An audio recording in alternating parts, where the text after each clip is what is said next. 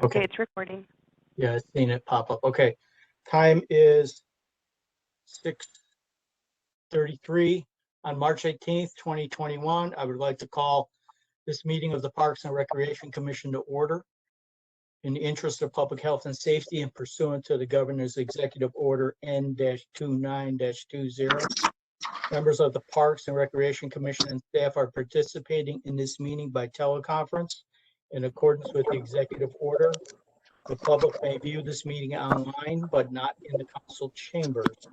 The city launched a virtual commenting portal, e-comment, that allows residents to comment and participate in the meeting from their own homes. You can find the link to e-comment at www.chulavistaca.gov/reports. Your comments must be received before I call for the close of the commenting period in order to be considered. After the commenting period is closed, I will announce a brief pause to allow the commissioners time to read any comments that have been received.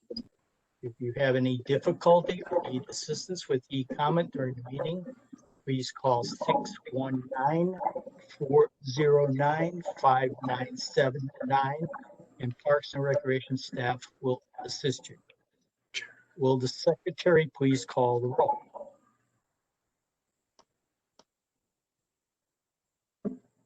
Commissioner Enriquez, Present. Commissioner Garcia Lopez, Present. Commissioner German, Here. Commissioner Gregorio, Present. Commissioner Padilla, Present. Vice Chair Zeram. Present. Chair Doyle is absent today.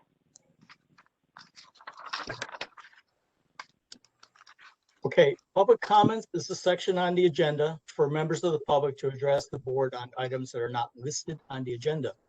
I will now call for a 2-minute pause to allow the public to submit any final public comments. Commissioners, as a reminder, please refresh the view on your screen to ensure new comments appear. Will the staff please display the public comment and start the timer?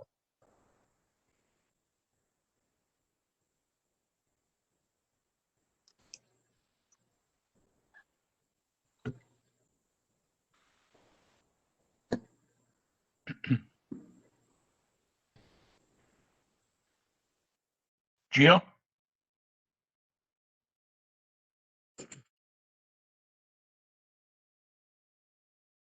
Gio, can you hear me? I can hear you. Thanks, John. Yes, I can I hear you. hesitate to open the e-comment as available at screen because the last time I did, it crashed and I had to reload. Could somebody just summarize whatever comment is out there? Okay. Vice Chair Zeram, can you read it aloud after the comment, after the timer is done? After the timer's done, okay. Thanks. I think I can find it.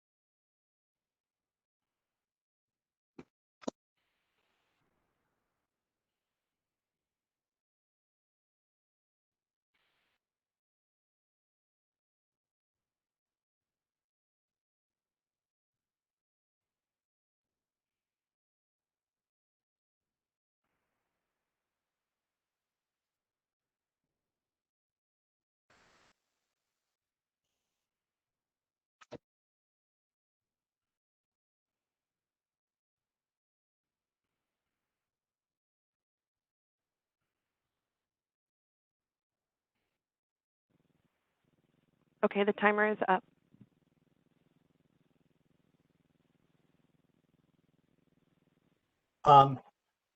Okay.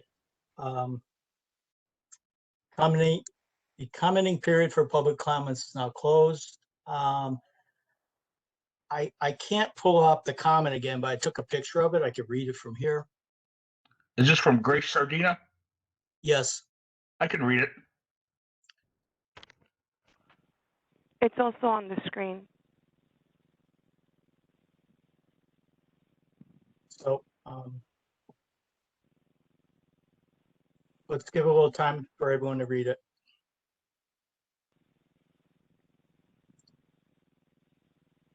Gio, do we have this individual's email? A way to contact her? That I do not know. I could ask the city clerk's office if we have access to that.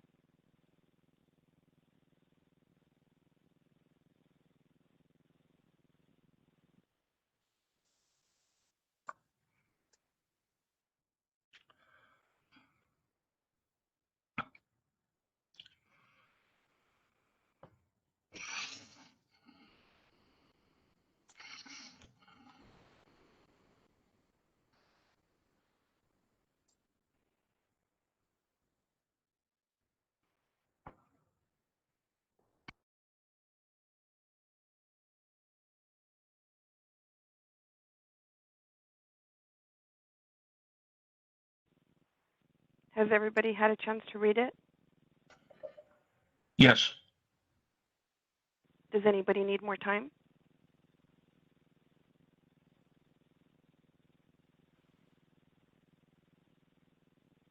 Okay, we'll move on then.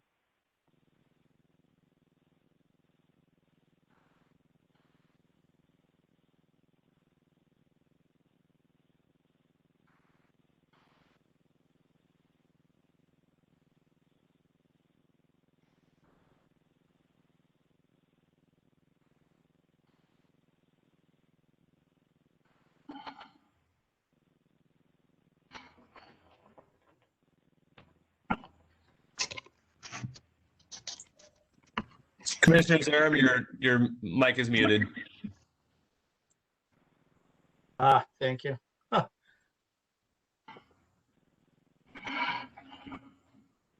Okay, next item on the agenda, item 4.1, approval of the minutes, January 21st, 2021. The recommendation is the commission approves the minutes. Do the commissioners have any clarifying questions for staff before we go to public comment?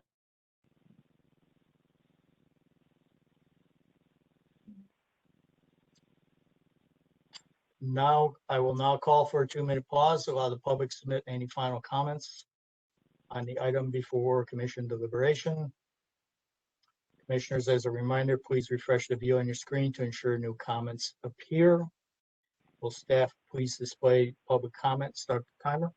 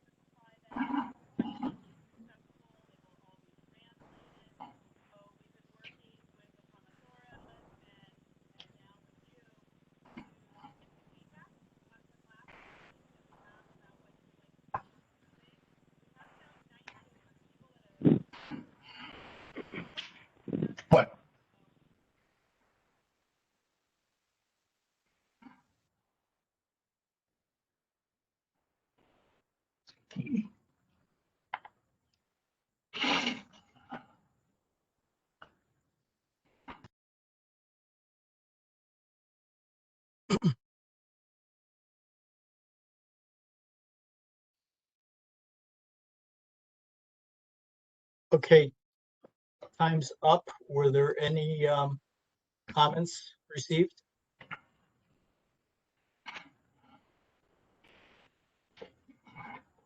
Gio? No comments at this time. Okay, do any commissioners have comments or questions?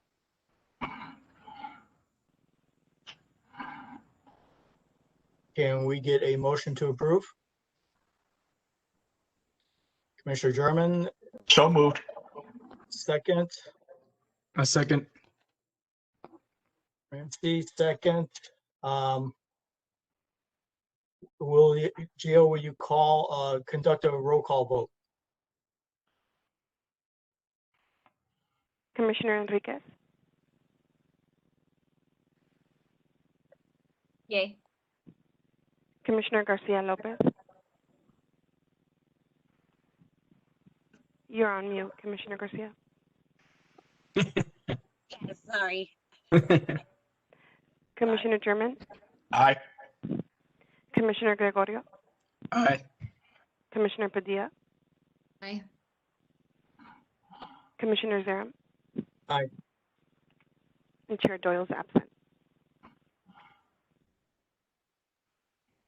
Next item on the agenda is item 4.2, presentation on proposed Air Libre development project in Aurora Park. Staff recommends that the commission approve the proposed development project in Aurora Park. Does the staff have a presentation? Yes, we do. Good evening, commissioners. My name is Tim Farmer.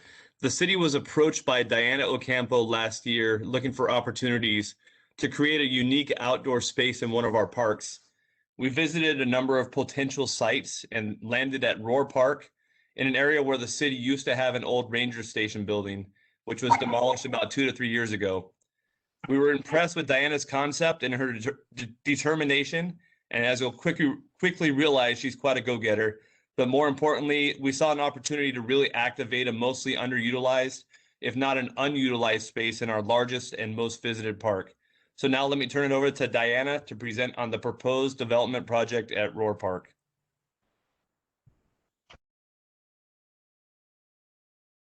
Thank you and good evening.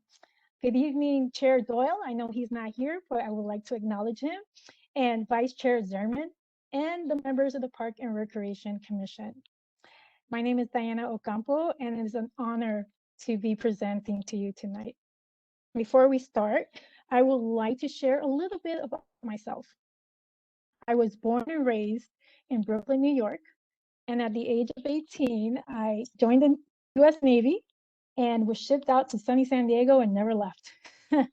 I lived in Chula Vista for over 20 years. My son actually graduated from Olympic High School, and I bought my first home in East J Street in Chula Vista. I am a Navy veteran, a mother of 2 amazing kids. I have a fabulous fiance that he's on this call also. I am also a cancer survivor. So basically I kick cancers, but I am also a placemaker, and entertainment is my passion and my career. I develop unique, memorable experiences and attractions. For the past 20 years, I've been producing, marketing, and promoting major events throughout, nationwide. This includes staging events, concepts, and community events for national recognized partners, such as MTV3, Viacom, Clear Channel, which you better know as iHeartMedia, PlayStation, U.S. Army, U.S. Navy, local nonprofits, and so many more.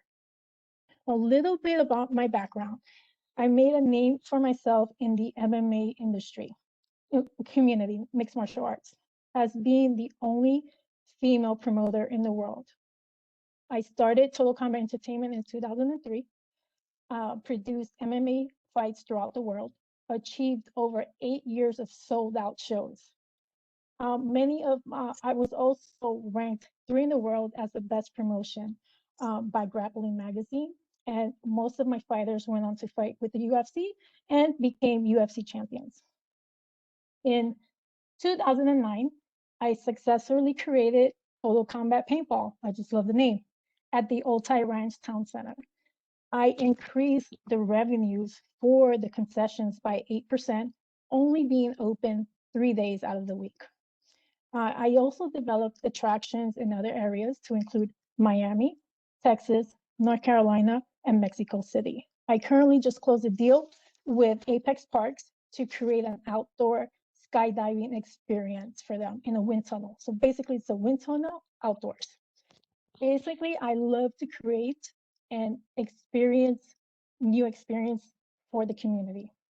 So I am excited to be here today to speak about the partnership and that's proposed for the city of Chula. This partnership at Aurora Park will generate significant revenue for the city parks while creating a new wonderful experience for Chula Vistians and their families to enjoy. So with that, Gio, can you please start the slide?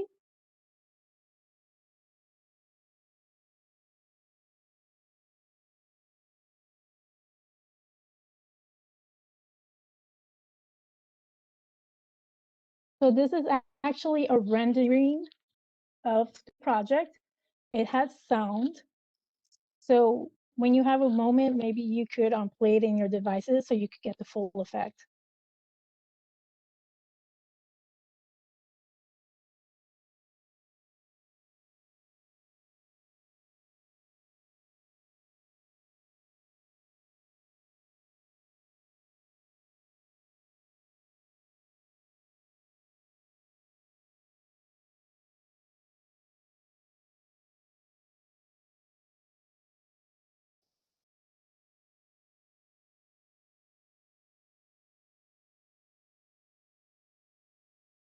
What you just saw, this is like a dining experience. So we have a day experience and a night experience too.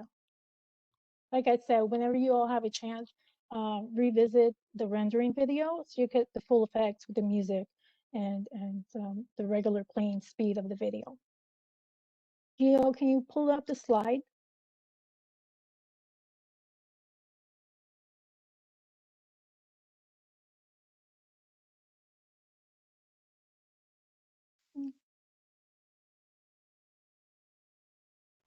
There we go.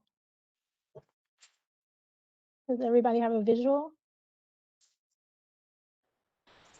Okay. Well, we will be hopefully activating a small area of the unused park land in a way that benefits the community. The concept is community, a place to come together safely, a place to go eat and drink with family and friends, and most importantly, a place to be creative, be active. Next slide. Slide 3 shows an overview of the company. No, that's not the right slide. That's okay. We picked this location because it was unused and undeveloped, like Tim said. Tracy, Tim, and I spent months researching different locations, and this location was perfect because it sits between 2 large parking lots and allows easy access and maximum visibility to park visitors. We intend to leave the space wide open to the public and provide food, beverage, entertainment, paid and free community events. Next slide. What you see here is what you currently see at the venue, at the location. So it's unused, like we said, and undeveloped. The next slide. This is what we're proposing it will look like after. The renderings of the direction we would like to head into, where we will develop the area to benefit the community. Next slide. This is a little overview of the business. It's named CEO of Adventure, incorporated here in California, headed by myself. It's based out of San Diego. It's female, veteran, and minority owned. And we will be doing business at Aire Libre, which translates to open air. We are hoping, well, we will employ at least 4 full-time employees and 8 part-time employees as minimum. Depending on how many events we have, we're probably going to employ more. Next slide. The community. This is fun. So we're planning, okay. This is our activity, which consists of mini golf for everyone. Everyone likes mini golf. Free bocce for the community and pop-up events. So when I say pop-up events, you know, it's probably bubbles at the park, tournaments, you know, beanbag tournaments. We're gonna have outdoor bowling. So we could get pretty creative with what we bring in. Laser tag also. The food and beverage concept, we want the best. So we're bringing in the best. We're bringing, his name is Sergio Rosa Jr. He has over 25 years of experience in the restaurant industry. He has worked internationally and nationally with groups like Richard Sandoval, Karina's group, and the Agni Hospitality Group, leading, training, and managing these restaurants. Plus, he is a native Chula Vistian. Our chef is Chef Pablo Mendoza. He started his culinary career at the age of 16. He opened up a few dozen restaurants, which many of you might have heard of. He was the opening chef for La Puerta, chef consultant for Seersuckers, development chef for Richard Sandoval nationwide. So just to let you know, Richard Sandoval, if you guys Google his name, he has over 300 restaurants worldwide. So he's a big deal. Executive chef for the Cohan Group. I think most of you know who the Cohan Group here is in San Diego. And this is why we're bringing the best. We want our food to attract people from all over San Diego. We want Chula Vista to be known as a destination for amazing food and entertainment for community. Next one. It's my favorite because I love to create and I also love to give.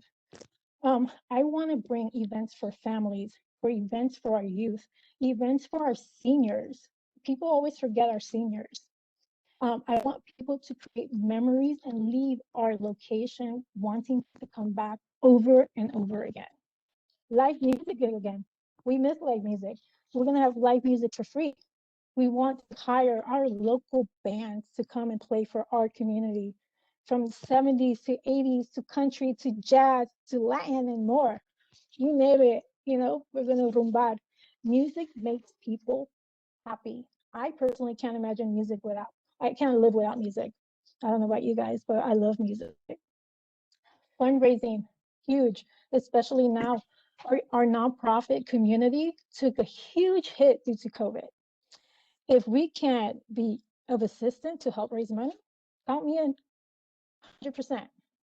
Again, my passion is to create events, create experience like cute tea party, paint, wine events, holiday events, Easter, Cinco de Mayo, Halloween, Christmas, the sky's the limit. Next slide. Our hours of operations.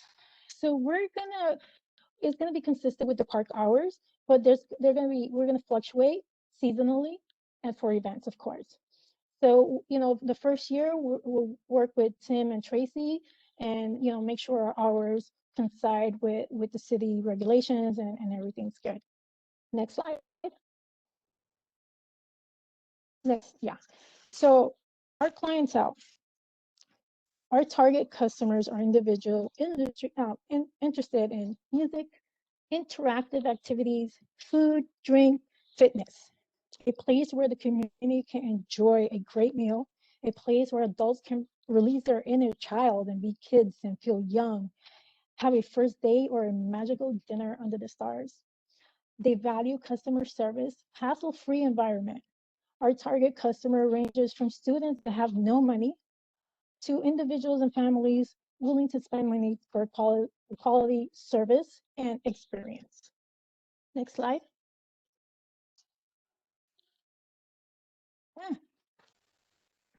Oh, next slide. Not that one. Oh, that was the old presentation. Next slide. That was the old presentation. The workout. One slide back, Gio. There you go. So this workout destination that we're creating, that you were able to see in the video, we added like a semi-private fitness open area where people could enjoy exercising with a little bit of privacy. I say this as a woman who loves to exercise, but there's sometimes when you do yoga, you don't want to be out in public with certain moves. So we created this placement where it's still open to the public, but gives the people privacy within the open space. So if you look at the rendering, we have the sides and we have the back, and then the front is open to allow the people working out and gives our park visitors some privacy, and they could yoga and Zumba away. Next slide. Yellow Nights. This is one of my favorite parts of the project. Since living in Chula Vista in my 20s and 30s, for 2 decades, I could really never find a place to go with my friends during the evening for entertainment. It was always dinners and music in downtown San Diego or even in Tijuana. Don't judge me, I was in my 20s. And I know a lot of you probably went up to Tijuana too. Yes, there were restaurants in Chula Vista and lounges, but not entertainment that would attract our group, other than a few local bars. So Cielo Night is an experience where you could come and just walk around if that's all you want to do and capture amazing Instagrammable pictures. Here you can have a magical first date.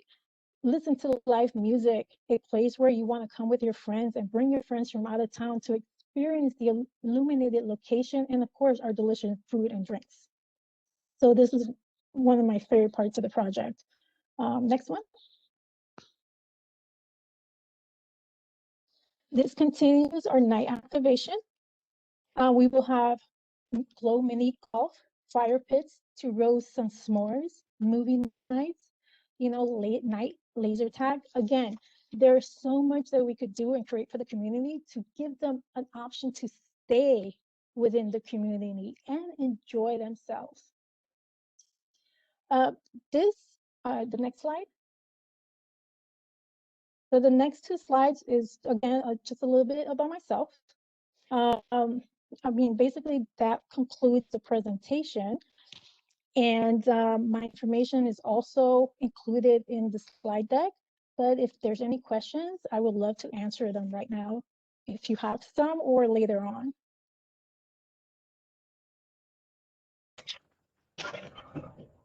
Okay, I'm going to follow the script here. Do the commissioners have any clarifying questions for staff before we go to public comment? Commissioner German, I saw you had your hand raised. Yes, I do. Thank you. Thank you, Diana, for the nice presentation. It's always nice to see a fellow Navy veteran getting involved, staying involved. The question I have is, can you give me just the approximate location within Roar Park where this would be? From the view that I've seen in the materials that were sent out, as well as what you presented today, it looks like it's in the northwest corner. Is that correct? It is between Lot 8 and Lot B off Sweetwater Road.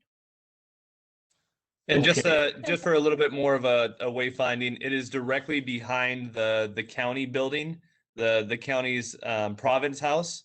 So it's essentially in the, not quite the full northwest corner, but it is slightly northwest of center. Gotcha. Thank you very much.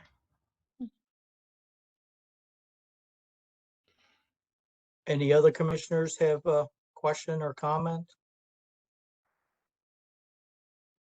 I provided the link for the full video with audio in the chat box if you guys want to watch it later. And just, I guess I don't understand the whole concept. Are you going to pay rent to the city, or what is going on with this whole project? So we're proposing rev share. we're proposing rev share to the city. So that's the structure, the deal structure we are speaking of currently right now with the city. So we are currently working with our attorney's office to draft a license agreement to have Diana's group to come in and put the capital and invest in the capital to create the structures that will be used and the improvements to the park. And then there would be a license agreement to have a revenue share. Probably start between 5 and 10 years as the initial agreement, and then have some options to renew. So we'll have to construct like a kitchen and maybe restroom or something like that? We are bringing in, it's shipping containers. Mhm. So our shipping containers would be our kitchen, would be our equipment checkout, would have restrooms also. So if you've ever seen shipping container parks, entertainment groups, they're in Las Vegas. It's the container park in Las Vegas, Philadelphia, New York, Miami, worldwide. So this is it's been done before in other cities. Yeah, I was in Iraq for a year. I've seen all kinds of interesting things done with shipping containers. Some of them are nicer than my house when you get inside of them, actually. I noticed the hours, are the hours in sync with the park hours? 10 o'clock on the weekend, when does the park actually close? Currently during COVID, our park hours are 7 a.m. to 9 p.m., but we anticipate that we will go back to our normal park hours, which is 7 a.m. to 10 p.m. And then as we expand this venture, if it does require us to reconsider the park hours at Roar to expand a little later, then we'll bring that back to the commission to adjust the park hours for that location and for that purpose. Okay, Commissioner German first. Has there been any concern over possible flooding? Because I know parts of Roar Park do flood quite deeply when we have torrential rains, which is always a possibility. We're working with our engineers and our landscape engineer just to avoid any flooding in our area. And from my experience, the areas of Roar that floods is closer to the parking lot A, and this would actually be a little bit higher and further away from where it does flood. Right, there's a small rise there, as I recall, correct? A very small rise, but it has been enough to not have any flooding from my recollection in the past 20 years. Right, thank you. Commissioner Padilla? You're muted. Question around the food. So I know you mentioned kitchen like within the container concept, kind of like I'm thinking the Vegas container park is kind of what I'm picturing, but it would not, the chefs that you mentioned, they would be cooking, but we wouldn't be bringing in like a restaurant. It would just be these individual chefs coming in separate from bringing in a restaurant group, or is that something kind of to be determined? You're muted, Diana. We will actually going to bring in our, we're handling all the restaurants. We're not going to bring an outside restaurant group for this project. Okay, thank you. Commissioner Gregorio? You're muted.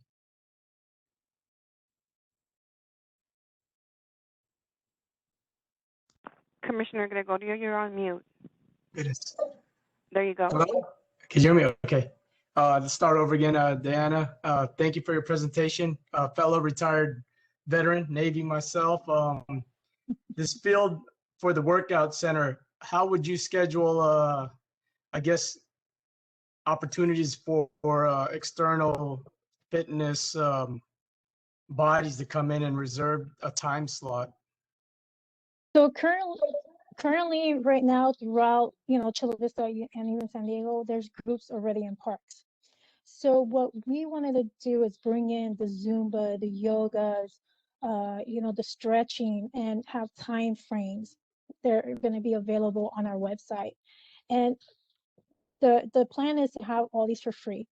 So these are free workout sessions where individuals come and they teach it. Now, if the participants want to donate for the instructor's times, that's up to them, absolutely up to them. So that's how we're looking to structure the fitness area. Thank you.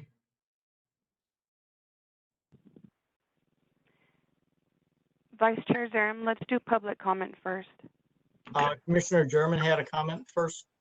Can we do that? Yeah, very briefly. The cooking facilities, would those be available to outside groups such as church groups or clubs for potlucks and things like that? Absolutely, it'll be available for the entire public. Thank you. Okay, I'll now call for a 2-minute pause to allow the public to submit any final comments on the item before deliberation. Commissioners, as a reminder, please refresh the view on your screen to ensure new comments appear. Will staff please display public comments? Start the timer. Thank you.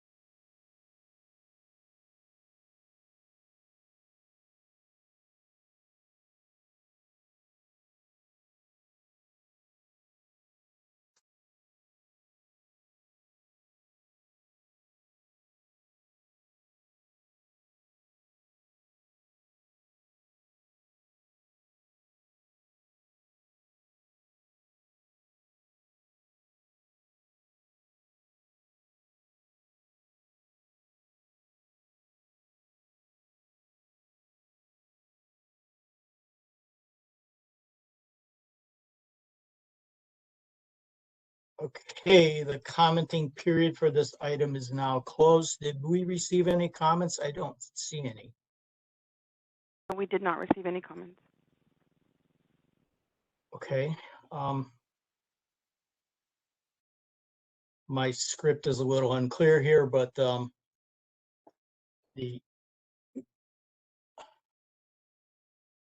I assume we're going to vote on recommendation for approval of this, correct? You can still have deliberation now. A question. Commissioner Enriquez, you have a Okay, thank question? you. Yes. The question is there a vision already for the type of restaurant or food that's going to be served? Or is it going to change, or discussions haven't been made about that yet? Right now, we are speaking American fusion. I have a little bit of everything.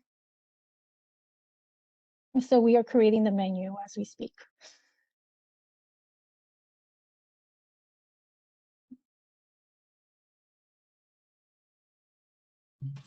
And Commissioners. Question. Okay. Did I miss? Maybe I missed this. When would this be completed, or when would we see this project? If it does go forward, what's the projected time frame? I was going to comment. Good evening, Commissioners. Tracy Lamb, Director of Community Services for Chula Vista. We've been working with legal on this. This is a new process for the city, the public-private partnership. Diane would have had this opened maybe a year ago if I didn't really kind of figure we got to really look at this. It's a new process. She's been very patient. We've been working very diligently with our legal department. Really, this is to structure this in a way that really benefits our community. And one of Diane's and my discussion, it really is to benefit the kids. a lot of the proceeds for this will go to kids sports programming and to other activities to promote a healthy lifestyle here in Chula Vista. Obviously, there's a lot of challenges that many families face. And we hope as we come out of COVID and things start to change within our recreation structure, that this particular activity will generate revenue through the partnership to provide us opportunities to bring new activities, different programs and experiences to our whole community, but with a focus on our youth. Obviously, Roar Park is a unique and wonderful park that has so many wonderful things. And this is an activity we think will bring it to another level. They're doing many programs like this in Philadelphia and back east, and we think that it's now time for Chula Vista to take an active role. But because it is a new program and a new process, we want to make sure we dot our I's and cross our T's and protect both Diana and the city and make sure we have the structure so that many other activities can stem from this as we go forward in the Parks and Rec Department. Sorry for my long explanation about that, but it's Diana's been calling me. I think we have a weekly call every Friday, finding out where we are. And Well, I was many things about Diana through these calls because she's been very patient with my slow ability to get things moving. But I want to make sure we're doing it right. It's a new process. Thank you. No, Tracy, you've been awesome also. And you know, it's a learning experience. And I think I was just on you because I was supposed to have my wedding there, which I had to postpone. So, but honestly, you know, For understanding, Kalani, thank you for your he's on understanding. here, yes. But no, Tracy and Tim, I really want to thank you. You guys have been amazing though, you know, through this whole entire process. So I'm looking forward to, you know, working with you in the near future, hopefully for the next 20 years. Thank you for your understanding, commissioners. I hope that answers your question. So Tracy, once it's up and running, would the Parks and Rec have oversight over it? It's a partnership. It's a partnership with Diana. She will actually run the operations and will provide feedback that we're getting from our community. And we'll work together on programming if we feel that there's that opportunity for those partnerships within the park. But it will be a self entity within our parks. She'll be responsible for her security, her maintenance, and all the like that go along with that. We'll look at how the impact goes, and as the impact, that's why the contract is. And we're trying to look out on something that's never been done. So we're trying to anticipate situations that could be concerning to the city and to its citizenship, and try to solve those before we get into the weeds.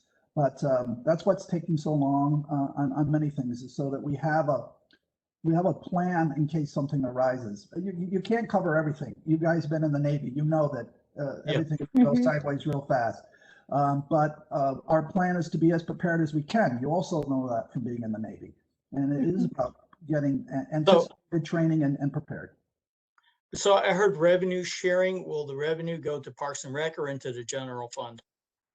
That's also taking so long because we want it to go right to Parks and Rec, so and not into the general fund. So that's also another interesting discussion that we're still having. Our objective, Diane's objective, and my objective is that it goes to Parks and Rec to offset programming for different programs within the park of Roar and within the community that will be serviced by Roar. Right, Okay, Diane? thank you. Commissioner German has a question or comment. Go ahead. Yes, briefly. That's great news, Tracy, that your focus is primarily on sending the revenue portions to Park and Rec. It could certainly be welcome wherever. So to summarize where things stand right now, am I correct in thinking that the primary commission or board having jurisdiction for this, other than the city attorney's office, of course, would be Park and Rec Commission? You would be an advisory group. Yes, sir. Exactly. Thank you. Thank you. Okay, I'm sorry, Commissioner Padilla. That's okay. Just one kind of comment and something that I've noticed. This park is particularly Roar Park, I've noticed, is very dark at night. It's not very well lit. And if we're going to be bringing, this goes through, there's a lot more members of the community within that space. We might want to be thinking about how, increasing lighting, just overall, it's very, very dark. So just a general comment.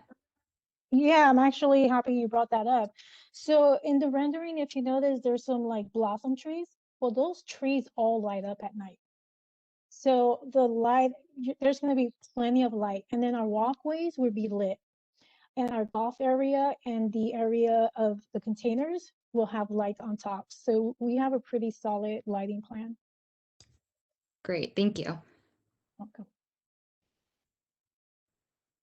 Okay, before we move to a vote, do any other commissioners have questions or comments?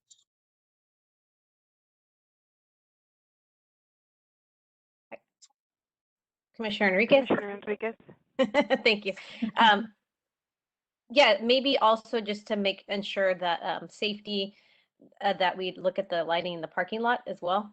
And then Diana, I just want to, I appreciate your innovative vision, something new, that our city, you blew our Tracy socks off with this new idea. And I appreciate, Tracy, also your adaptive leadership, something new that we haven't tried, and your willingness to try something different. So I just appreciate that. Yeah, and Nicole, I want to address also in regards to the safety there, and when I say I have a solid team, our safety advisor is Chief Bajarano. He was the chief of police for San Diego and Chula Vista, so he's part of our team.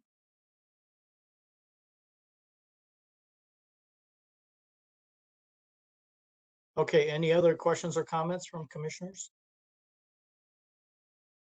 I don't see anyone waving at me, so I'm assuming it's a no. Do we have a motion to approve this? Commissioner German, do we have a second? I'll second. Oh, I saw two other hands. All right, I saw Commissioner Padilla raise her hand. Can we call the roll?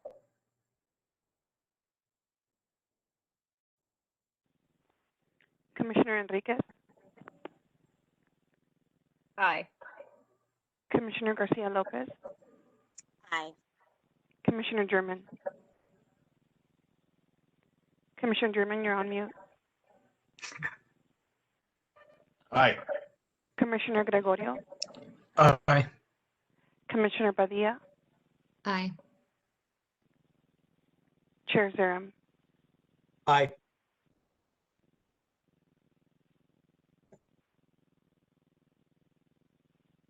Aye, did you get that? I did, yes. Chair Okay. Doyle is absent today. Are you turning my microphone on and off? It keeps going mute, unmute. And I'm not doing anything, so it seems to be working on its own. All right, the next item on the agenda is item 4.3, and I've been told this item is being removed from the agenda, and Tim Farmer will speak about it. Tim? Yes, good evening. Based on consultation with our city attorney, we've been advised to not have the commission take action on this item, but we'd like to propose an alternative. We still would like to inform the commission of our intentions and to ask if any commissioners would have any interest in being involved in an informal community group. So this group would be in place to advise Parks and Rec staff on improvements to the pickleball courts at Mackenzie Creek Park in response to input that we receive from the pickleball players themselves, who would provide donated funds for the improvements. So some examples would be the installation of bleachers or the installation of a memorial plaque for one of the regular players who passed away. There are a number of groups, kind of subgroups within the pickleball players that may have competing interests. So we'd like to have a informal community group created to advise us on decisions to be made to select what they're proposing. So with that, are there any commissioners interested in being part of this group, or are there any questions related to this?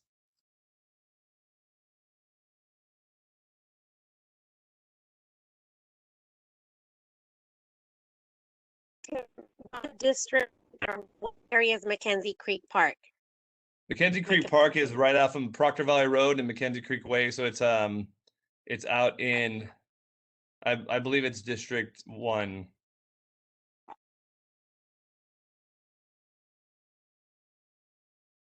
It's over by the old where the Albertsons used to be, in that mall across from the senior home. Oh, okay. Okay. Got it. Thank you. No problem. Trying to help. Well, since I'm supposedly the District 1 Parks and Rec guy, I guess it falls on me. Just let me know what I need to do. Okay, it would be very informal. We'd probably send out an email with a number of requests and then just ask for your input on what you think would be the best way to move forward and proceed. Okay. All right. Thank you. All right. Okay, and I've been told that we have a guest speaker at this point, Captain Phil Collum from Chula Vista Police Department. Is that right? Is that what's next? Yeah, so real quick on staff comments, Commissioner German reached out and asked if we could provide an update on the incidents that took place at Sunset View over the past couple weeks. And Captain Phil Collum offered to provide his input and give us some updates. And then I'll follow up afterwards on what our thoughts are on additional activities and activations for the park. So I'll turn it over to Captain Phil. Thanks so much, everybody, and good evening. For those that don't know me, my name is Phil Collum. I'm a captain, work directly under Chief Kennedy here in the police department. And my normal role is to oversee all of patrol operations. That's pretty much the folks you see in uniform or driving police cars or motorcycles around any given day or evening. But we all work together. I work with the chief and two other captains beside myself, and to run the organization and to respond to the community's needs in many ways. And as you may have heard, there happened to be a couple of incidents that really shocked the community, and rightfully so, that happened recently in our community. Two really tragic incidents in one short week. And Vice Chair Zarum, is it Zarum or Zarum? Zarum. Yeah, I'm sorry, this is District 1 as well. But that Sunset View Park there, for those of you that didn't heard, we had two shootings actually in a 1 week period, really troubling. Two crimes of that kind of a nature in such a short period of time in one location is, number one, very unusual, and number two, obviously incredibly, I mean, that's enough cause for concern. It's also especially concerning when the park in question, Sunset View Park, really doesn't have a history of any significant criminal activity. So this is really an outlier. This is not very strange. It's strange enough to have two incidents like this happen in any park, but obviously very troubling for the community, troubling for us, shocking to hear. The incident certainly created a lot of concern and discussion around the community. So Tim reached out to me earlier today and asked if I could, well, actually, he was just asking for any information that I could share with this commission. And it just so happened the timing was really good. When we respond to circumstances like this, there's a lot of stuff we do in the back end. Obviously, we conduct investigations and we try to identify and then locate and then apprehend potential offenders. Then we do a lot to try to make sure the community stays safe. But many times those things aren't really known. We don't talk about them a lot. We're not always that great at telling our story. And we realize in this particular circumstance that's potentially causing more hurt to the community. There wasn't previously a lot of information known about these incidents other than what we shared, which was, as a matter of course, and this is kind of true throughout the justice system, we don't always share everything for a variety of reasons. We have to protect the sanctity of investigations and prosecutions down the road and the sanctity of the criminal justice system. But this was different. And so it just so happened when Tim called, we had just finalized actually, and we're just about to release a very unusual document for us, but it was a letter to the community to share much more facts and information about the two incidents that happened in Sunset View Park. And so it actually provided a fantastic opportunity for me, quite honestly, just to be present and to be not only provide the information, but to answer what questions that you may have that I'm able to answer. And so we shared this letter on our social media accounts. It was a letter, quite honestly, from the police department. to the community, intended to provide not only some much more detailed information about what had happened, but in addition to, let people know what we as a police department are doing in response, and then equally importantly, what our partners throughout the city are doing. And this includes members of the Parks and Rec Division that have been incredibly proactive on this particular issue, and working with us and many others and taking things quite honestly on their own, as well as other city departments, community leaders, community groups, and so on and so forth. So I don't know, I doubt many of you have had an opportunity to see the letter because it just went out on social media. I'm going to go ahead and put in the comments here a link to the tweet where the letter was posted. It was also posted on our Facebook. Sorry, I'm trying to type and think at the same time.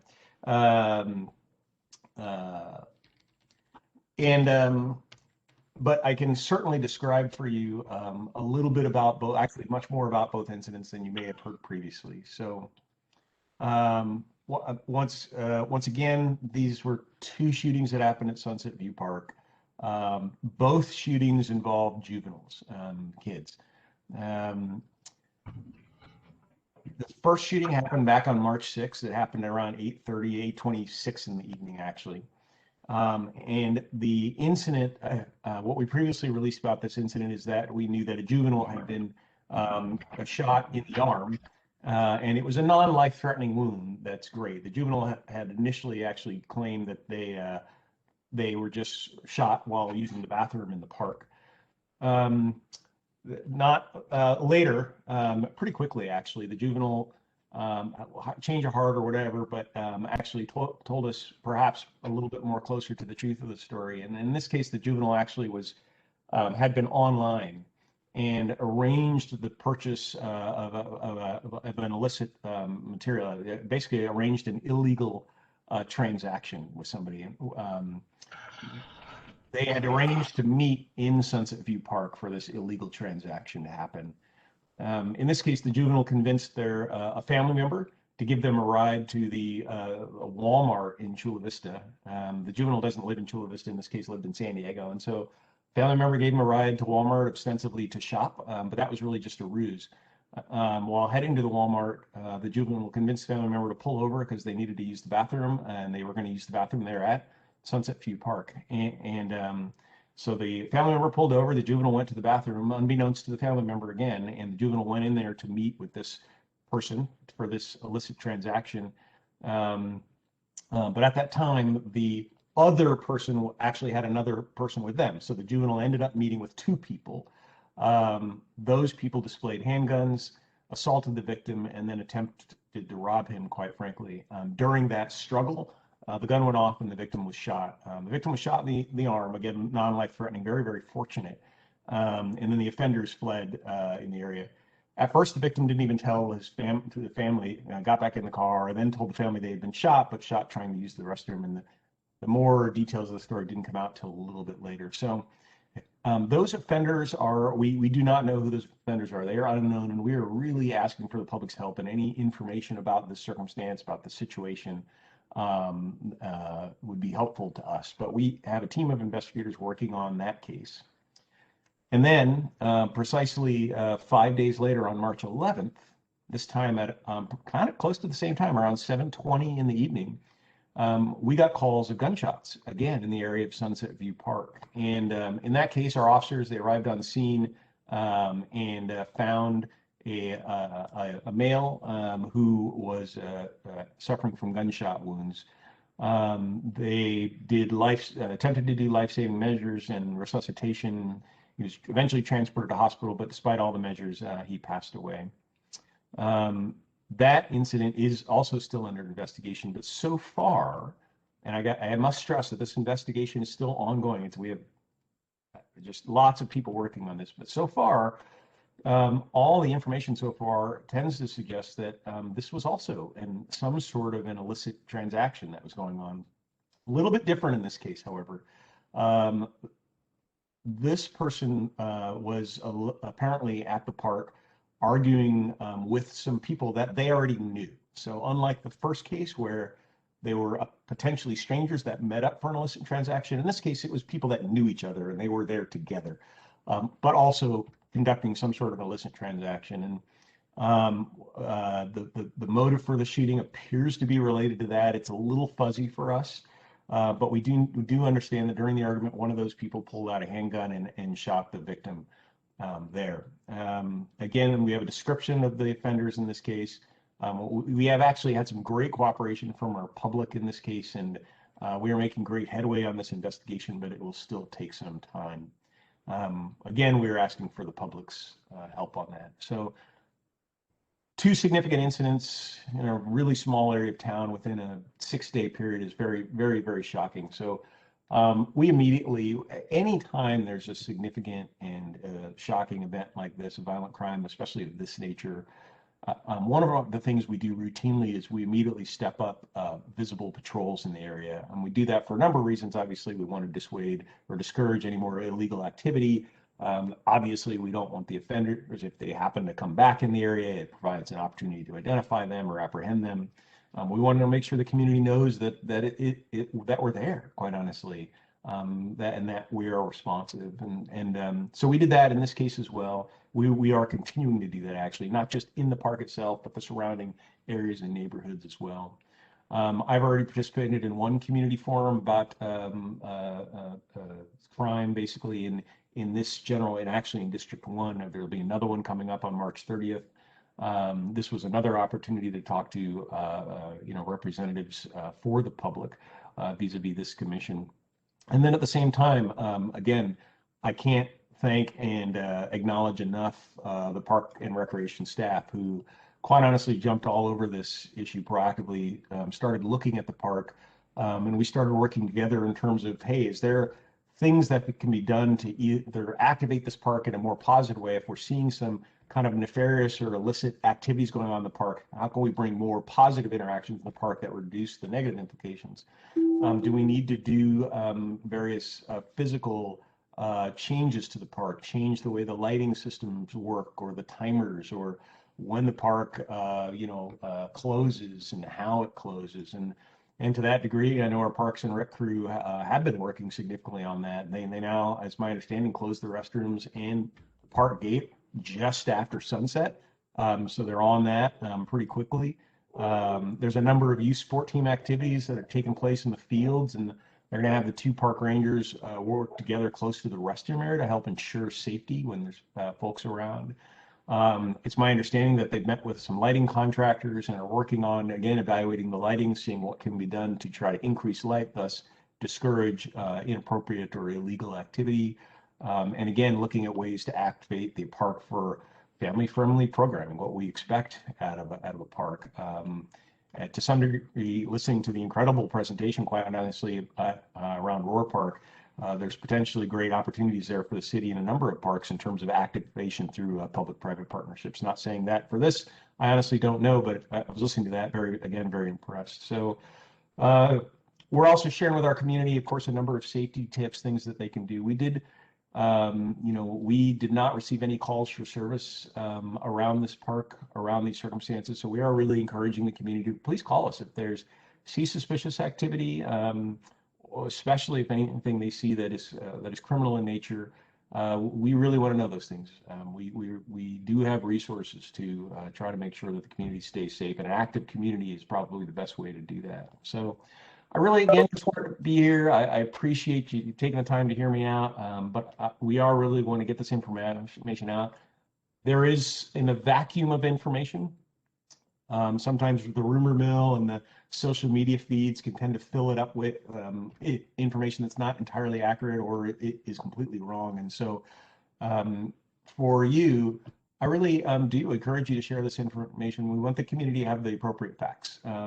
And it's important to know that these circumstances are not utterly random. These clearly aren't sort of random attacks or anything. There was some activity that precipitated this. That in no way suggests in any way that the victims are any less victims. This is one kid who got shot in the arm, fortunately will survive. We're very good there, but another kid who did not, and that's a tragedy for our entire community. So again, I appreciate it. I am available for questions, but I think, Tim, you might have had some things to add as well. Yeah, just to follow up on what you discussed about some of our thoughts on how we can physically alter either our operations or the park itself to make it safer. So we are closing the gates and the restrooms at sunset. We do have still people using the park after sunset. We have a lighted roller hockey rink. Even in the future, we're looking to activate that roller hockey rink and having like a disco night. So everybody come out, bring their skates, and maybe like every other Saturday night, come out there and have a DJ and have some families out using the skate to activate it.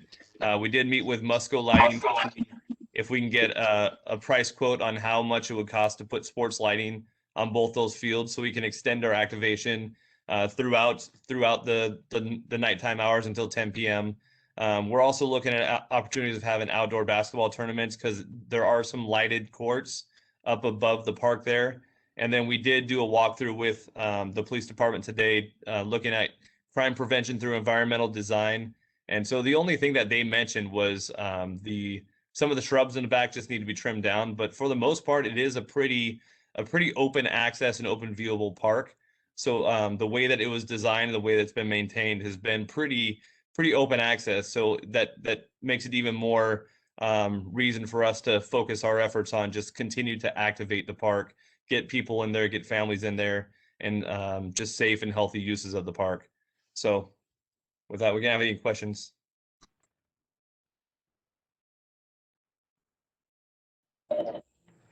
I'll do my best to play facilitator. Commissioner German, thank you. You're welcome. War's over. We're all friends now. A couple points. First of all, I spoke with an officer who was at Sunset View Park several days ago, and he informed me that one of the physical problems about the park is that its western slope that faces the setting sun is somewhat difficult to negotiate for most folks, but it affords people who want to get out of the park quickly, in other words, people who may have done something wrong there, ease of access, because it's all downhill for them. This officer also mentioned that at some point about 10 years ago, he was aware of problems at the park. So is there or is there not any history of what you call incidents at the park? Well, in relation to the history at the park, again, we're not aware of any history of crime of any significance. Now, all parks are gathering spaces for people, and as a 29-year veteran in the field of public safety, I can tell wherever there's higher densities of people, there's just a greater propensity for that crime may occur of different types. Usually in parks, we see that as really minor crimes, right? We see that as, or what we would classify as minor crimes, misdemeanors, vandalism, malicious mischief.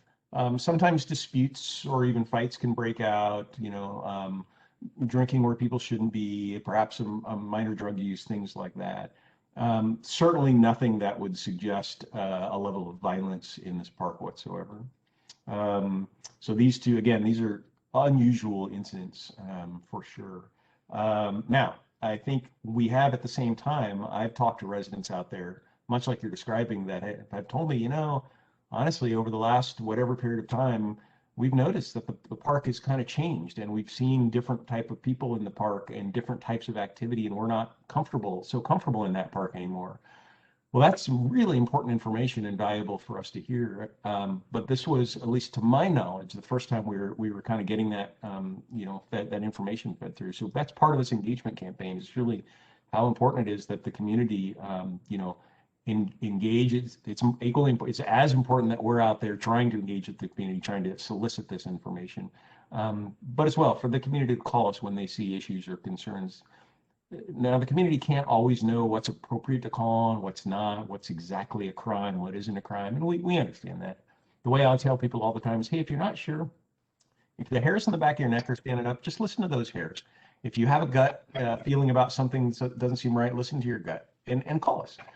The worst thing, at worst, you call us, we hear the information, we determine, I'm sorry, that's not something we can respond to. And done. At least now it's, we have a chance. Versus if you don't call us and it really was something, we'll never know about it. And so that's something we're trying to do. I can't really speak about the field and the hillside on the back of the park. I know they did that septet review the other day. I don't know if that was covered in terms of fencing or blockages or anything like that, but there may also be some activation use behind that. Tim, I don't know if you wanted to provide any comment. Yeah, so the park itself abuts up to an SCG&E easement. And so there is the power lines in an basically an open space behind the park. There is access to the back of that, but unless we completely close off that access, that would be something that we want to consider. Captain, are you familiar with nextdoor.com? Very. Good. Okay, because and I believe you have one of your officers detailed to posting on it and answering queries by the public. It's a great resource in terms of really judging and gauging what people think about things that you don't get in the media. Since you're already familiar with it, I would just add my voice in recommending it to you for information. And third, has any thought been given to installing surveillance cameras in the parks? Well, I can tell you from a law enforcement perspective, to answer this. Yes, I'm sorry. So the first question, yeah, we're very familiar with Nextdoor. As you mentioned, we do have people sort of listening on Nextdoor and able to post on Nextdoor. Angela Gaines is one of the chief people that do that, as is Sarah Camacho, and they're very proactive. It is one of our communication pathways for sure for the community. The surveillance cameras, security camera system. So from a law enforcement perspective, we have looked at the potential of a variety of security camera systems in parks and city properties around the city. But I'll tell you, we're facing some struggles right now with that sort of technology, or any technology of this matter. Quite honestly, there's just a significant amount of concern, community concern, especially from certain advocacy groups that are concerned about privacy and security cameras in the hands of policing entities specifically. And so in a lot of ways, we have a council meeting coming up on something as simple as license plate recognition systems. I say simple, it's not a simple thing, but just the mere, the police department has four or five patrol cars that have these, what they call license plate readers. They're basically cameras that take pictures of cars as the patrol car is driving around the city doing its day-to-day thing. And what that enables us to do is, if we have a crime occur and we have a license plate number of a vehicle that the offender was driving off in, we can search the license plate recognition system database and find that, oh yeah, there's that car. Here's a photo of the car, and now we can get more information to further the investigation. Sometimes the photo might even include the driver behind the wheel. Who knows? They're very, very common system. They've been in use. These systems have been in use for decades and decades and decades, actually since the 70s. In some cities, they have hundreds of these devices mounted on cars and mounted even on poles and things in fixed locations around cities and around areas. Our city has five driven-in patrol cars that are operated periodically around the city. And yet we have a lot of resistance to even that amount of a system. We're doing a city council presentation on that. And if we lose some of these technologies that are not surveillance technologies, I know that is some of the community concern, but nonetheless, they are investigative tools for us in order to keep our community safe. It significantly hampers our ability to apprehend offenders and take dangerous people off the streets, and that's our concern. So with respect to the security camera issue, we are right now, just quite honestly, with the community concerns, we are very sensitive. We have to be very, very cautious. And the process to add security cameras to the park has become a very, very complex process. We haven't explored it for Sunset View Park because, quite honestly, that at this point, the community's made clear that we're not to add any technology until at least the LPR questions are resolved. So we're working on that. That being said, if you look in other jurisdictions or look around the world, it's very, it's very common, quite honestly, to see just things like what you're talking about. I'm not sure that that's the right solution. I honestly don't know, but I'm certainly not opposed to it. And quite honestly, you are representatives of the community. So right now, we are hearing on the technology front for things like security cameras and LPR systems, license plate reader systems. We're hearing from a relatively small number of people that are very, very vocal right now. If you have thoughts or opinions on that, of course, I welcome you to share them with your elected officials. There's a council meeting coming up at the end of this month to discuss the license plate reader system, and it's not, understand that it's not just the license plate reader system. It's truly about all police use of technology, and those sort of things. So I do welcome that, of course. Captain, just to finish my thoughts on this, I appreciate your candor very much, particularly that point where you said that it's a very small component of the community that's also very loud. I would support your policeman's perspective as the only real legitimate perspective here. We have a city attorney's office. We have a wealth and multitude of civil rights organizations that are happy to either jump in to put this kibosh on unauthorized use of cameras and surveillance like this, or to rein them in so they can be properly used and have adequate disclosure only to those who are in the need to know. I would suggest further that the activist community that is generally opposed to measures like this does not speak for the overall community. You have an activist community that, at the risk of using the terms aided and abetting, which usually refer to criminal activity, by the Union Tribune and some other press locally, you have an image being presented that everyone is opposed to these sorts of police proactive measures. I tell you personally, that's not the case. I can't speak for anyone beyond myself for that matter, but this may be something that this commission may want to discuss further in the future and recognize as people charged with safeguarding the safety and property of the city of Chula Vista, that what we do here in Chula Vista matters too. And people purporting to speak for the community often do not represent the community, or finally, the community in which they activate themselves, but otherwise have no part in. Thank you. I really appreciate your comments, and I did want to just mention and correct the date. So we do have that presentation and the beginning of that community discussion occurring at the public meeting of the City Council. It's actually next Tuesday on March 23rd in the evening meeting. This is we know this is these questions certainly drive a lot of debate and discussion, and I think that's really, really important. We also expect, quite honestly, there's definitely a lot of organization here. We've seen that through some of the communication. So we expect, quite honestly, dozens and dozens and dozens of public comments on the webpage, just like you have here, for the City Council talking about, police use of technology and or police use of equipment that could be deemed surveillance.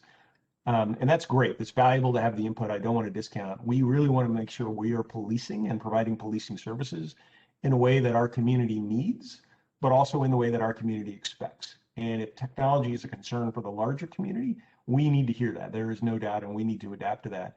However, if we are only hearing from a portion of the community, it's to our benefit to make sure that we are hearing from as much of the community as we can to make sure that the City Council and our elected leaders can make the best decisions in the interest of the overall community. And so all people are welcome, of course, to comment, the City Council to offer their input as individuals or representing non-city groups.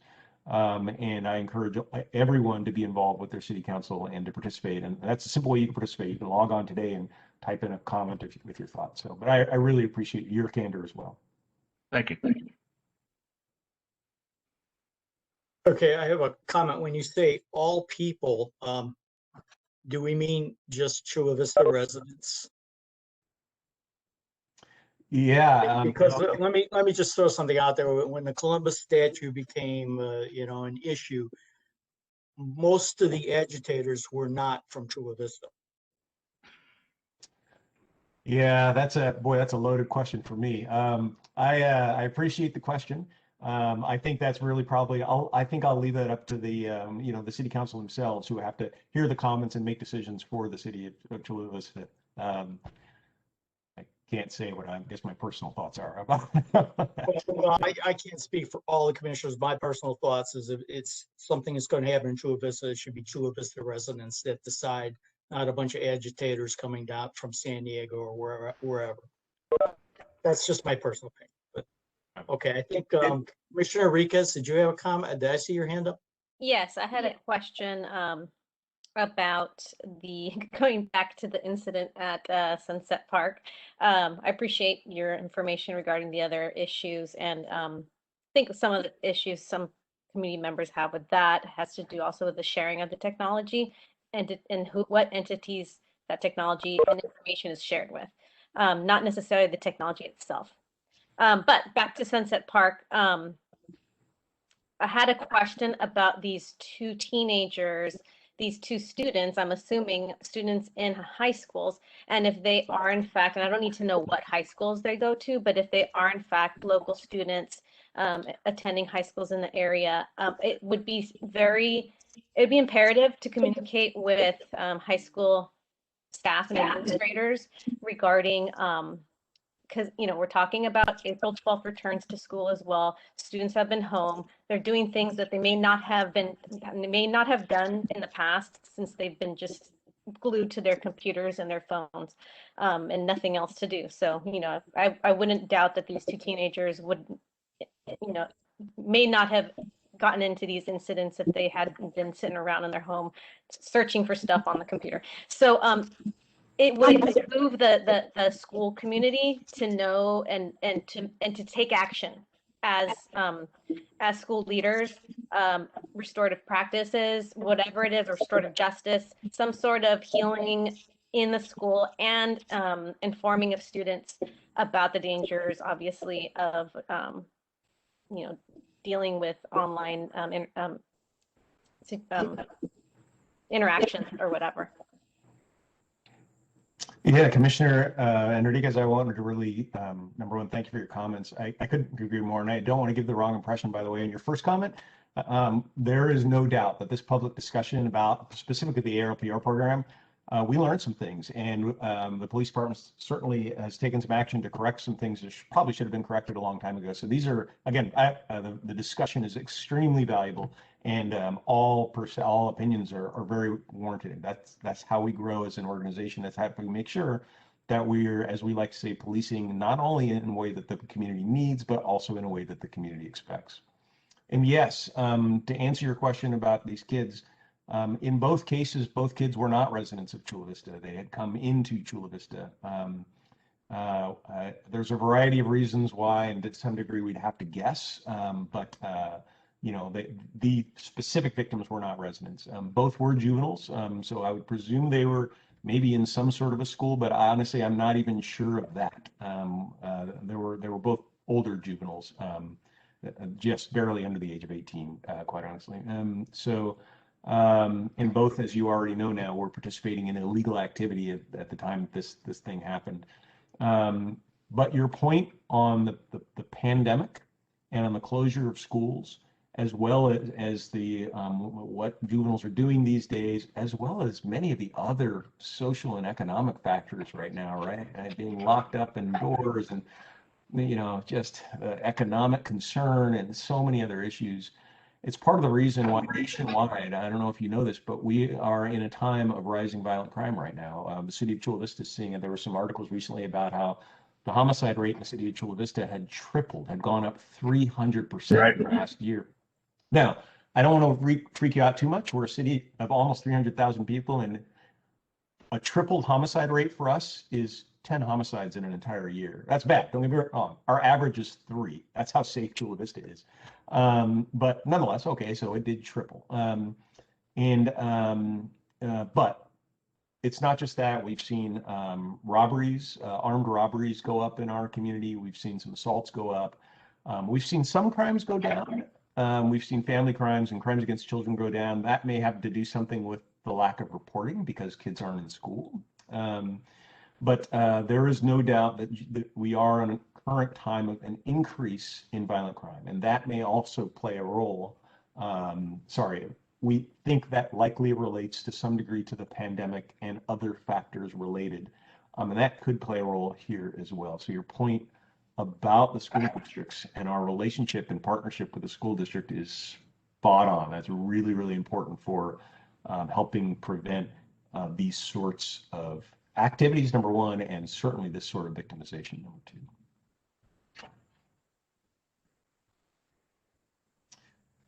Mr. German. Captain, can you tell us where the individuals were from, the two older juveniles? I can only tell you the one was from San Diego. The first one, the one that was shot in the arm.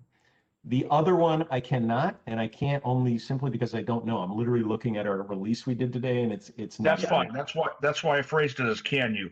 Yeah, I actually don't know with the second one where they were from. Any neighborhood in San Diego for the first one? I do not know. Thank you.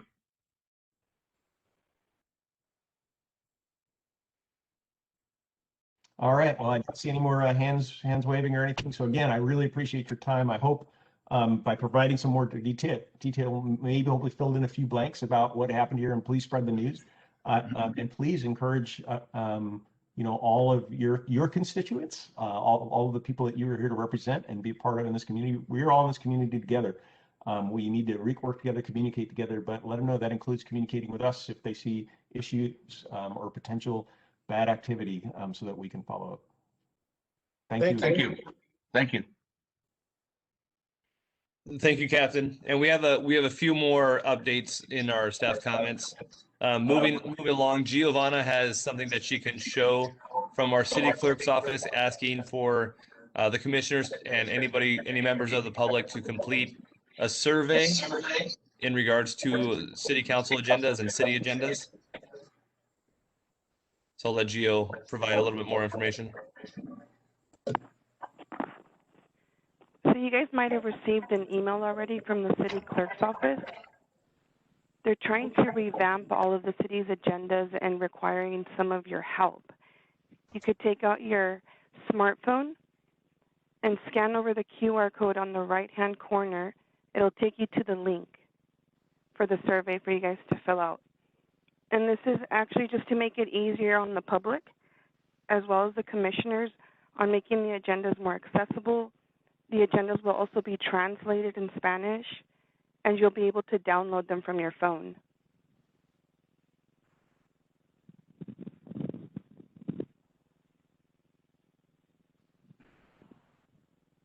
Okay, I already responded and did the survey. Nice. A lot of the questions involve making it more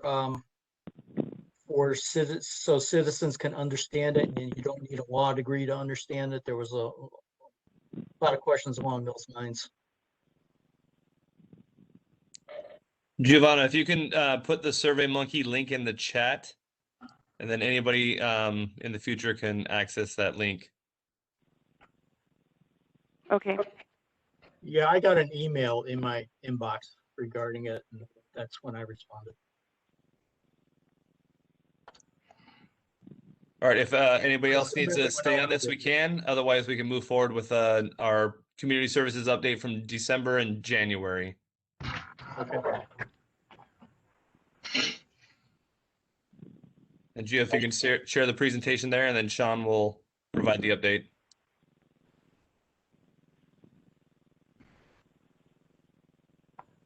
Hello, commissioners.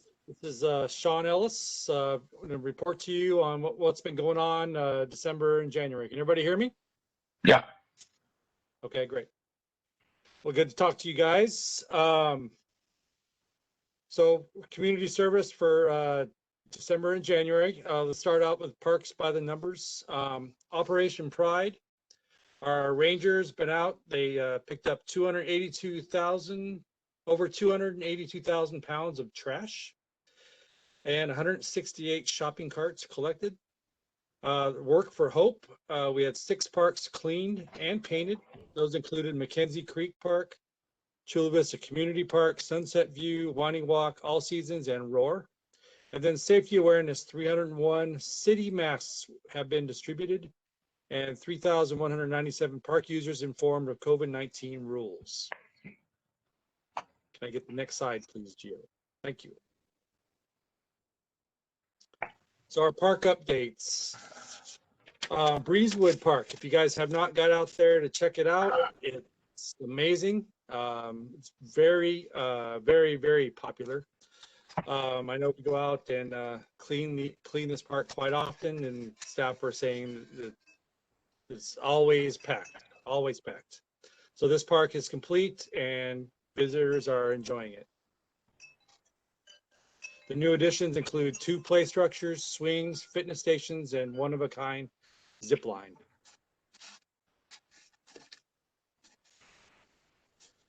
So as far as recreation programs, we ran a fall session. That was our first session of classes that we did. We had 14 classes, 34 classes, 7 camps, 167 participants.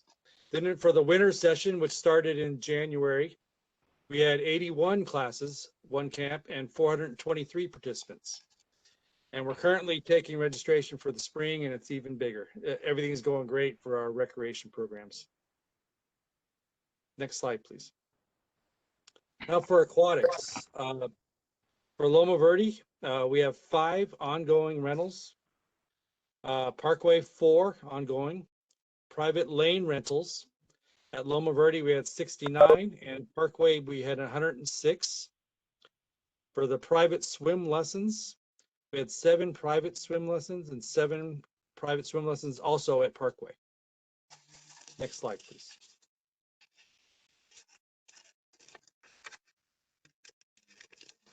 For our away from home school, for the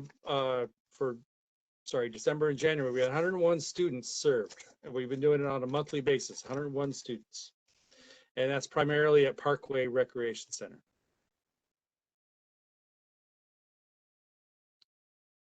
So what our supervisors and our part-time staff, a lot of them have been working on, South Bay Community Services food distribution. We've served 8,039 families with 33,498 individuals served.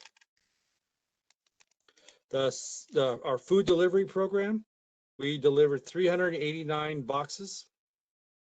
I got to tell you, during December, around Christmas time in January, we were really busy with food delivery. So that time of the year, people were really needy.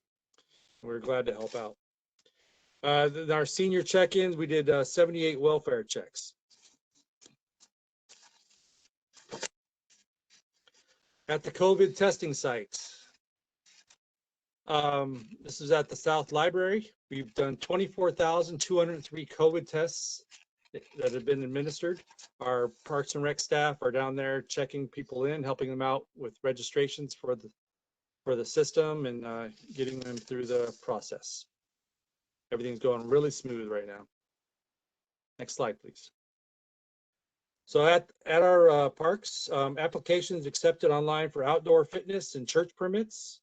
These permits are made available to fitness groups and businesses for fitness-related activities and for churches to host outdoor church services. We had 109 fitness and church permits administered for outdoor field permits. So we're also having staff go out and sanitize our playgrounds in our parks. We don't get them all every day, but we do our best to get out as many as possible. So we go out with our containers and we sanitize the playgrounds. Community, we always get very good input from the community members when we're doing this. They're happy that we're out there helping out. So in closing, we are selfless, we are passionate, we are essential. Thank you very much. And lastly, commissioners, I just wanted to give an update on some upcoming park openings. We do have the Greg Cox Bike Park, which is it's a segment of the active rec area 6 in the OVRP that is currently being developed by the San Diego County, and is going to be turned over to us when it's going to be completed, which apparently is in just a few weeks. So it's coming up real fast. We have Millennia Park, which is currently completed. We're just waiting on permanent power and permanent water. We're also looking at trying to figure out how to engage in the youth community that helped design some of the public art out there. So we met on site this morning, and we're trying to figure out the best way to do that safely, to incorporate their input in design or installing the art design with the grand opening. So we'll be sending that out to you guys once we do have a grand opening date. We do have a Skya Park, which is pretty near completion as well. And we're waiting on the required maintenance period of that to finalize, which should be in May. So even before the end of this fiscal year, we should be receiving 3 parks. And then right after that, we have 3 more parks coming online. Meadow Park, which is currently in construction in the Montecito neighborhood. That's starting to be developed. There's a giant grand staircase that goes from the top of the park that overlooks the entire thing, which they started with that. So now it looks like it's going to be a grand park. We have another park in that neighborhood called Grove Park, which is a very sports related and active park. That should be done before the end of the fiscal year. And then lastly, we have Montage Park, which is the last of the parks that we will be maintaining in Millennia. Should be constructed by the end of the fiscal year as well, of next fiscal year. So we have 6 new parks coming, all within the next year and a half. So we have a lot of extra work for our staff. We're looking to, in May, we're going to bring back our budget and talk about our requests for this coming fiscal year. And we hope that the commission will continue to support providing for our financial resources for our department. So we thank you. So is there going to be a ceremony, ribbon cutting and all that? Are we allowed to do that now? Yes, the answer is yes. How that looks, I'm not sure. We're working with our communications office to figure out what the best strategy is and how to facilitate that. But we are trying to move forward with having some sort of grand opening or ribbon cutting, just on a smaller scale and socially distanced. And I think the Greg Cox Park would be the first one. So we postponed the grand openings for Orion and Strata. We didn't have a ceremony. Are we going to reschedule those or just move on? Yeah, no, I'd like to have some, maybe have that in collaboration with the opening of Millennia, because they're all within a very short walking distance. Yeah. Maybe we can do a kind of a, I know pub crawl, so something along the lines of like a park crawl, where you start at Millennia Park and then you move to Strata and then finish at Orion. That might be a good grand opening strategy. I have a comment about the Breezewood Park. I rode my bike over there, and it was like late on a Saturday afternoon. I counted 39 people in that tiny little park. So yeah, it is pretty popular. Yeah, we counted 33 on a Tuesday morning at 10:45. So it's a very busy park. And it looks great. Yeah. And that was just kids. That's not even parents. That's kids using the park. So it's a busy park. Okay, other commissioners, questions, comments?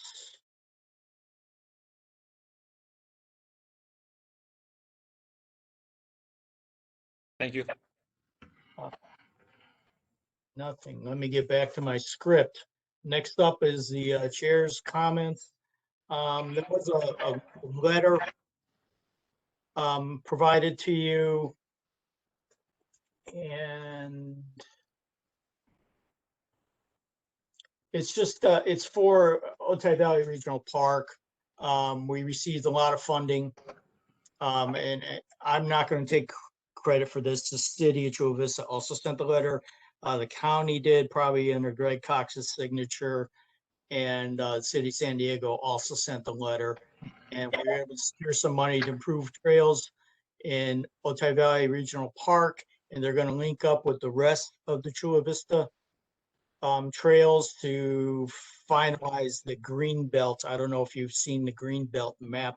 It's on the Chula Vista website, and they used to have a little accordion fold out that showed the entire trail system. So that's good news that we were able to get money to work on that. And it's just Nice. an FYI because OVRP is in Chula Vista as well as the county and as well as part of San Diego, but a significant portion of it is in Chula Vista. So this is just an FYI for the commissioners. Nicely done. And let me get back to my script. Now we're okay. I don't have any other comments, so now we're up to commissioners, board members' comments. Anyone have anything to? Commissioner German. My thanks to Tim and Sam and Sean and the rest of the staff who prepared and gave excellent presentations tonight. It was good and welcome to see the first letter we received from the public concerning the Columbus statute. I won't speak on that matter further at this time, But I think that shows definitely that this does remain an item of community concern that will be addressed in the future per my prior discussions with the city attorney and Tim. That said, I hope that the police don't take what I would call the appeasement route and cave into those who raise all sorts of fears about surveillance, loss of constitutional rights, things like that, that are generally shown, and I say this based on 30+ years of practicing law on both sides of the civil rights equation, exaggerated beyond what they actually pose in terms of public risks or privacy concerns. I trust our police to do a good job. I think we had a taste of why based on the captain's presentation tonight. And I would urge my fellow commissioners to think with a really true open mind about this in the future. Thank you. Any other commissioners care to comment, raise an issue? Yeah, the Columbus statue came up tonight. I didn't know it was coming. I didn't wear this Italian shirt because the Columbus statue was going to be discussed. I had no idea. I'm not seeing any hands raised. So I'm going to adjourn the meeting. It is 8:14 I was p.m. just wondering, sorry. Go ahead. Because it was Please. brought up in public comment, what's the next step? Isn't that a decision that the city council would make in terms of the next steps for the statue? Yeah, Tracy and Tim, I was going to email you guys about that, but go ahead if you have something to add here. So I know there has been discussion and renewed discussion on the Columbus statue. So I think the city leadership is working with council on trying to figure out how to do a public forum that would encourage a lot of feedback that we've been feeling like we haven't had the face-to-face discussion that has been necessary for something of this magnitude. So there is probably something coming in the next couple months. So we will relay the public comment to city leadership so they understand that that it still is an issue and a concern. So we will be reporting back on how the commission will be involved. I know the Human Relations Commission would like to also have a kind of a joint discussion with a couple members of their commission would like to have continued discussion with a couple members of our commission, just to discuss, not have a joint decision or a joint recommendation, but just to have some discussion. Tim is correct. There's a forum. They're going to do a forum first on this police video issue. They're going to try that out. They're going to modify it, and then the Columbus is going to be also done as a forum as long as we are at the social, but they don't want to keep putting it off. So they're going to try this new way of people being able to call in and set up a time to call, and then the calls will be aired, and then comments from the public. So that it'll trying to improve the engagement of the community. And it's we really want to make sure every voice within this community can be heard on these topics. So city leadership is looking at this process, and I know that the statue is one of their areas where this will be brought as a forum to the public here in the very near future. So it has been brought up by city management and the mayor. Okay, it sounds like this Italian organization would like the statue, and it is, I assume, to place it somewhere else. Is someone going to reach out to this woman that sent the comment in? I believe that is. Go ahead, Tim. Yeah, Gio said she'd reach out to the clerk to see if there's an email address, and so we can have some follow-up information. Because I believe one of the commissioners asked for that that information. Yeah, that was me. I already found her on Facebook, so you can hunt her down. Doing your own detective work. Yes. I think they Commissioner German, you have a comment? I hope a final one. Yeah, it was, like I say, a pleasant surprise. I had not been in contact with anyone from the Italian American Society, but I was gratified to see that they had concerns about it. As a point of order, I would suggest, Tim, correct me if I'm wrong, we could always ask the Park and Rec Department to agendize discussion of that in the future, just on this Park and Rec Commission, or we among ourselves could itemize it as an agenda item for the future based upon a motion properly made, seconded, et cetera, et cetera. But my discussions in the past had basically fallen in where we are today, that we would forestall further discussions on this until such time as we might meet together. Since that time has been extended, we may well find that we should probably possibly do something sooner rather than later. But I just note that as a procedural option to us for what may or may not happen. I think when the forum happens, the idea is that your commission, the other commissions that are interested in this particular topic, or for not only Columbus, but for other issues of art and the likes in the community arts and culture commission, Human Relations Commission, this has been an issue with the Parks and Rec Commission. I think they want to have the engagement and have members at this forum to kind of listen to the public input. So I'm sure you'll be contacted about that here in the very near future. Right, and just in response, Tracy, to what you just mentioned, you talked previously about community involvement. That's fine, that's welcome. We should encourage that. But involvement from folks outside of Chula Vista community, no thank you. Do us a favor and don't do us no favors. Totally hear you. Thank you. Totally hear you. Okay, any other last comments? I'll go back to the script. It is now 8:19 and I'm adjourning this meeting to Thursday, May 20th, 2021 at 6:30 p.m. Thank you, everybody, for participating. Thanks all. Good night. Good night. Have a good night, all. Good night, thank you.